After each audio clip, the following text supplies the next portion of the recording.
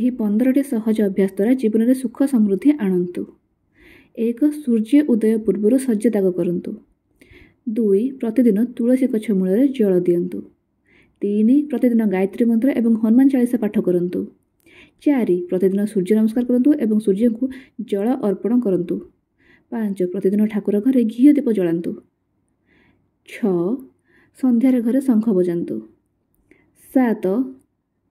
ଘର ସାମ୍ନାରେ ପ୍ରତିଦିନ ଝୋଟି କିମ୍ବା ମୁରୁଜ ପକାନ୍ତୁ। 8. ବାହାରକୁ ଗଲାବେଳେ ହଳଦିଆ ପୋଷାକ ପିନ୍ଧନ୍ତୁ। 9. ଘରେ ପ୍ରତିଦିନ କର୍ପୂର ଆଳତି କରନ୍ତୁ। 10. ସକାଳ ସନ୍ଧ୍ୟାରେ ବାପା ମାଙ୍କୁ ମୁଣ୍ଡିଆ ମାରନ୍ତୁ। 11. ରାତି 10ଟା ପୂର୍ବରୁ ବିଛଣାକୁ ଯାଆନ୍ତୁ। 12. ଗାଧୋଇବା ବେଳେ ଗାଧୁଆ ପାଣିରେ ହଳଦୀ ଗୁଣ୍ଡ ମିଶାଇ ଗାଧାନ୍ତୁ। 13. ପଶୁପକ୍ଷୀ ଗାଈ ଗୋରୁଙ୍କୁ ଖାଇବାକୁ ଦିଅନ୍ତୁ ଏବଂ ଭଗବାନଙ୍କ ଆଶୀର୍ବାଦ ଦିଅନ୍ତୁ। 14. ପ୍ରତିଦିନ 15 ମିନିଟ୍ ଧ୍ୟାନ କରନ୍ତୁ ଏବଂ ଓମ୍ ଜପ କରନ୍ତୁ। 15. ରବିବାର ଗୁରୁବାର ଏବଂ ମଙ୍ଗଳବାର ଆମିଷ ବର୍ଜନ କରନ୍ତୁ।